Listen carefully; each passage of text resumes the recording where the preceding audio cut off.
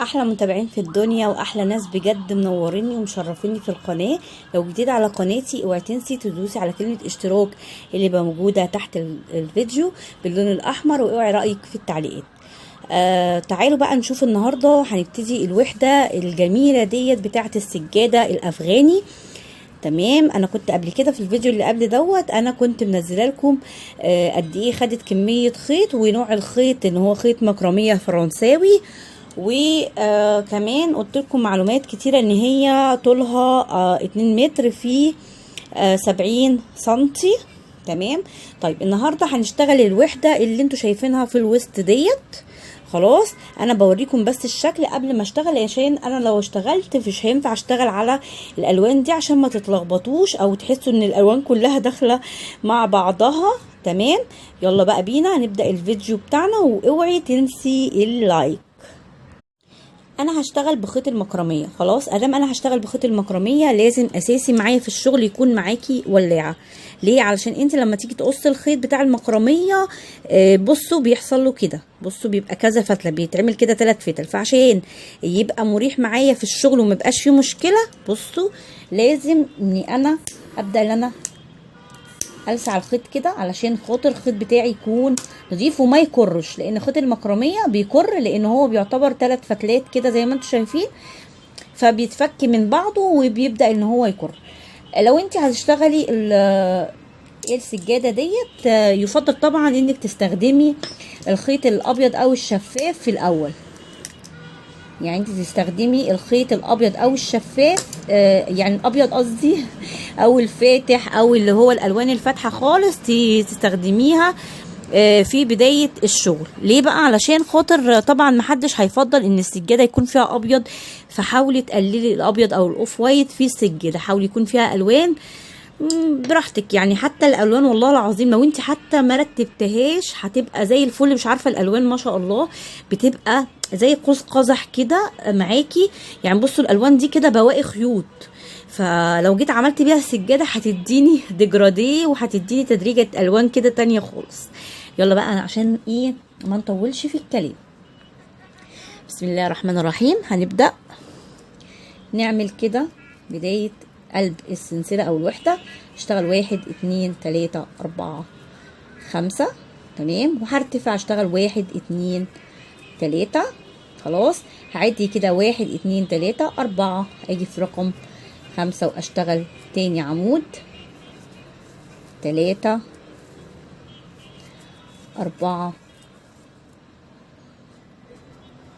5. خلاص انا عملت كده يعني عملت 5 سلاسل وطلعت ب3 بقوا 8، وبعد كده عديت 1 2 3 4، وبعدين عملت تاني عمود 3 4 5. انا كده خلصت ايه القلب بتاعها اهو. هبدا ان انا اعمل، بصوا خلصت القلب بتاعها، هعمل ايه سلسله كده اللي هي بتاعت العقده بتاعت الشغل. طب هقص بالقصافه؟ لا، هيبقى القص بتاعي بالولاعه زي ما انت شايفه كده، وهشد الشغل بتاعي اهو. والبدايه اهي بردك، وهوريكم هنشطبهم بعد كده ازاي. خلاص انا ايه كده ابتديت القلب او المكان الداخلي في الايه في السجاده. طيب هشتغل بقى اللون، اي لون بقى يريحك. انا عايزه اشتغل بقى بالاصفر بعد ما اشتغلت، او بالسيمون بعد ما اشتغلت الابيض. هشتغله ازاي؟ هعمل العقده بتاعتي وهاجي ادخل في اول مكان كده اشتغل اهو، وهشتغل على الشغل اهو كده، اشتغل كده اهو، وهرتفع. بصوا تاني هعمل العقده بتاعت البدايه بتاعتي كده، وهاجي هنا ادخل هنا، بصوا ادخل هنا خلاص، واسحب الخيط اللي انا هشتغل بيه جديد، اللون التاني الجديد دوت اهو اهو كده. اشتغل اطلع سلسلتين ما اطلعش 3، مع ان انا شغاله بعمود، مش شغاله بغرزه تناقص يعني اللي هي الحشو، لا فانا طلعت ايه سلسلتين، وهدخل على الشغل ده، هحاول اشتغل عليه اهو. 2 3 4 5. خلاص. طب انا عملت كده، عمري ما هوصل لايه للوحده بتاعه الشغل. طب الشغل بتاعي هيبقى عامل ازاي؟ هنيجي في رقم 5 بقى. بص هي دي التكايه اللي في السجاده، هتشتغلي 1 2، وهتيجي هنا، هتيجي في اخر عمود هتعملي غرزه منزلقه اهو، وهاجي اشتغل 1 2 3 4 5 ماشي، وارتفع ب1 2 بس، واعد 1 2 3 كده اول عمود، واشتغل 2 اشتغل 2 خلاص، واشتغل 3 واشتغل 4 اشتغل 5 خلاص اهو. وهاجي هنا في الراس بتاعه العمود هنا، ادخل هنا واعمل منزلقه، شايفين؟ ادخل هنا واعمل منزلقه. بصوا اتكونت لي الايه الوحده الجانبيه اهي من الوحده بتاعتي. اجي ارتفع بسلسلتين، واجي ادخل في اللي بعديها 2 3 4 خلاص. طب رقم 5 هعملها ازاي؟ زي ما اتعودنا، هشتغل سلسلتين، واجي في رقم 5 هنا اعمل منزلقه اهو، واشتغل 1 2 3 4 5 خلاص، واشتغل كمان سلسلتين وبعدين اعد 1 2 3، ادخل تاني واحده اعمل 2 3 4 اهو 5 خلاص كده. هاجي هنا اروح عامله منزلقه، وكده اكون خلصت ايه تاني لون، خلصت تاني لون. شايفين الشكل بقى عامل ازاي؟ بصوا الشكل اهو بقى عامل ازاي، شايفين؟ ماشي. هنعمل غرزة سلسلة كده بسيطة، وهبدأ ان انا اقطع الخيط بتاعي اهو، واشد الخيط كده بتاعي، وبعد كده هوريكم هنشطب الخيوط دي ازاي وهندريها بشكل احترافي. طيب انا هوريكم مرضك كده، علشان احنا طبعا مش هنعمل بحجم السجادة، هنعمل الفكرة بتاعتها وانتي تكبريها زي ما انت عايزة. بصوا تدخلوا كده خيط المكرمية على جوه خلاص، خليك خيط المكرمية على جوه، وتقصيه قوي، يعني تقصيه قوي كده، يعني تخليه تنتوفة عشان خيط المكرمية بيبان فيه الحرق خلاص. وتيجي كده على خفيف، بصي على خفيف كده تروحي شبكهم في بعض. شكرا كده اتشطبت. طيب اهو.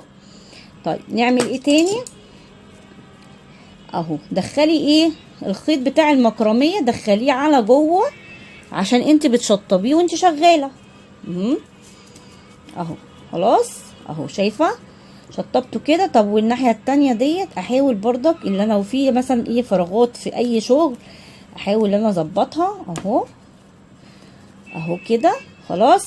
وبعدين لما اجي اقص اخلي حته صغننه جدا، يعني لا تذكر ماشي، مش حته كبيره عشان ما اقعدش احرق فيها وتبان الحرقه او اللسعه، وتيجي تقولك لا شوفي شغلي بروفيشنال ومش بروفيشنال. لا، هو تركات بس، هي شويه تركات كده خفيفه اهو، ووشها اهو زي ظهرها نظافه ومفيش اي مشكله خالص اهو معاكي. وعملنا الوحده اللي في الوسط.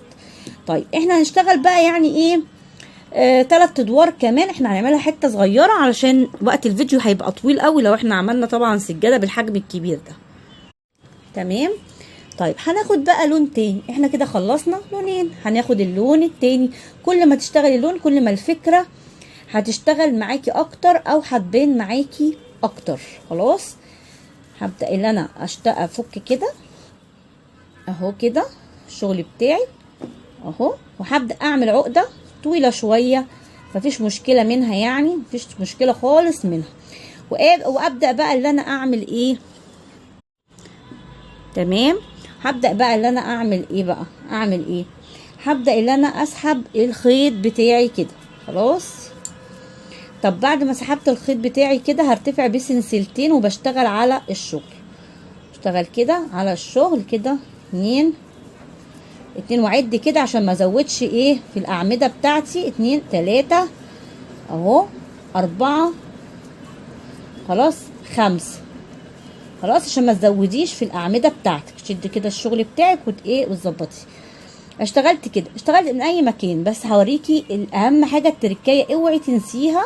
هقفل هنا بمنزلقة، اقفل هنا فين بمنزلقة، وارتفع سلسلتين، واجي ادخل في التانية اعمل 2 3 خلاص، 4 2 3 اهو، 4 خلاص. طب وبعدين هشتغل 1 2 سلسلتين بس، واجي هنا اقفل بمنزلقة، انزل كده اقفل بمنزلقة واشتغل هنا 1 2 3 تمام، 3 4، واجي هنا اعمل ايه بقى، 1 2 اشتغل سلسلتين بس، وانزل هنا اعمل منزلقة خلاص اهو. شايفين الشغل كده ماشي متدرج رايح جاي. واهم حاجة ازاي بتطلعي، ازاي بتنزلي هنا بمنزلقة، تشتغلي سلسلتين وتروحي نازلة هنا بمنزلقة، وبعدين تشتغلي هنا عادي جدا خلاص. اجي هنا اعمل ايه بقى، اعمل عشان ابني بقى حاجة جديدة، اشتغل 1 2 3 4 5، واشتغل كمان سلسلتين واعد معايا 1 2 3 خلاص. اجي في رقم 4 اشتغل تاني عمود خلاص، 3 خلاص، 4 5 خلاص. طب وبعد ما عملت ال5 اعمدة بتوعي اجي هنا اشتغل منزلقة، شايفين، اجي هنا اشتغل منزلقة وارتفع بسلسلتين، وبعد كده اشتغل تاني عمود واعد وانا شغال 2 3 4 5 خلاص. انا عملت ال5 اعمدة، اعمل ايه، اجي هنا كده بصوا اهو، واروح هقرب لكم ايه الشغل اكتر اهو خلاص. ارتفع بقى دايما بسلسلتين عشان ما تعمليش ايه فرق كده، ويبقى حركات مش لطيفه، ويبقى الشغل بروفيشنال وما معلهوش ايه غلطه، معلهوش ايه غلطه خلاص. اجي ادخل اعمل 2 3 اهو، 4 خلاص. طيب اجي في رقم 5 هعمل ايه، اشتغل بقى سلسلتين، هو رقم 5 ده اللي بنزله، اشتغل فيه سلسلتين وانزل واسحب واقفل بمنزلقة خلاص. تمام كده. طبعا يعني اي ديفوهات في الشغل بعد كده احنا هنظبطها مع بعض خلاص. هنيجي هنا نشتغل عمود خلاص، 2 3 4 خلاص. اجي بقى ايه اعمل سلسلتين وادخل هنا واعمل منزلقة خلاص، وارتفع بقى اعمل 1 2 3 4 5 اهو اهو خلاص. ارتفع اعمل 5 وكمان اعمل سلسلتين، وبعد كده اجي اعمل اهو 2 3 4 5 حلو. طب خلاص خلصت ال5 هعمل ايه بقى، اجي هنا واعمل منزلقة، اعمل ايه، واعمل كمان سلسلة عشان هقفل الشغل بتاعي. اوعي تنسي السلسله بتاعتي. اجي اطول كده بس ايه، احرق الحته دي كده واشد الشغل بتاعي اهو اهو بس كده، واوريكم احنا وصلنا لغايه فين. وهنكرر كمان لون كمان، وبكده انت بتفضلي بنفس الطريقه، يعني بنفس الطريقه بتفضلي تتزايدي كده لغايه ما تكبري الوحده زي المقاس اللي يريحك. بعد ما تكبري الوحده بالمقاس اللي يريحك خلاص بتوقفي الشغل وتبداي بقى تقفلي الجناب عشان تعملي نفس شكل ايه السجاده، او تعملي اجزاء من اجزاء السجاده. يعني انت ممكن تعملي نص كده بس، ماشي؟ يعني ممكن تعملي نص كده بس وتشتغلي كده، تشتغلي كده لغايه هنا، تمام؟ ممكن تعمليها كده. السجاده دي ليها كذا وحده، بتفتكسيها عادي، سهله جدا. تقسمي الوحده، يعني الوحده تبقى كده هتشتغل على الجزئيه دي لو انت هتعمليها اللي هي وحدات، لان في واحده وحدات وفي واحده واحده ونقفلها من الجناب. خلاص تعالوا بقى نشوف هنعمل بقى لون تاني. طيب انا مش عايزه اكرر الالوان، فانا هعمل بقى لون اخضر. انا عايزه اقول لكم بس حاجه، في معلومه بسيطه، ان السجاده دي تحفه، محطوطه في بنترست من 4 سنين. ناس كتير قوي نفذوها وناس لسه بينفذوها، فبصراحه موديل مطلوب قوي، فحاولوا ان انتوا تنفذوه تنزلوا بيه معارض يعني. تمام. بصوا بقى هتبدأي من اي مكان. انا ممكن ابدا من هنا، ممكن ابدا من هنا، ممكن ابدا من هنا، بس انا بحب يعني ابدا من هنا. ممكن ابدا من هنا عادي معايا، يعني انا ابدا من ايه، من اي مكان يريحك. تقولي كل مره لا، مش هبدا من نفس المكان كل مره. ارتفعت السلسلتين وبعد كده اشتغل 2 واعد وانا شغاله 3 خلاص، 4 5، واتاكد كده كل مره ان هما 5 اعمده معايا، لان انا شغاله ب5. ما زودش بقى عشان ملاقيش شكلها باظ مني. اجي هنا اعمل منزلقه. خلاص انا عملت كده منزلقه. طب اعمل ايه؟ ارتفاع بالسلسلتين. خلاص بعد ما ارتفع بالسلسلتين ادخل اعمل تاني عمود 3 4 واجي بقى هنا 5 بعمل سلسلتين فيه. احفظي كده، 5 بتعملي سلسلتين وبتنزلي تعملي منزلقه. خلاص اهو. وبعد كده ادخل هنا اعمل عمود اهو 2 اهو 3 4 خلاص. وبعد كده اشتغل سلسلتين واعمل منزلقه هنا. خلاص اعمل منزلقه كده. بصوا يبقى انا دلوقتي طالعه كده، اطلع عادي اعمده عادي، انزل اعمل سلسلتين واعمل منزلقه هنا. اشتغلت هنا انزل، وانا بنزل بعمل سلسلتين واعمل منزلقه. خلاص كده احنا كده حفظنا الطريقه ازاي اهو. واعد معايا عمود 2 3 خلاص 4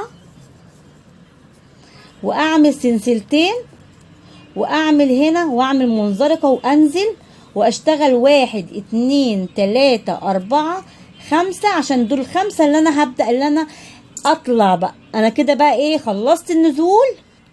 خلصت النزول بتاعي هنا. خلاص هبدأ بقى اللي انا اشتغل شغل طلوع. ماشي؟ هي معتمدة السجادة دي كلها على النزول والطلوع. خلاص طيب عملت ال5 سلاسل بتوعي، هشتغل كمان سلسلتين واشتغل تاني عمود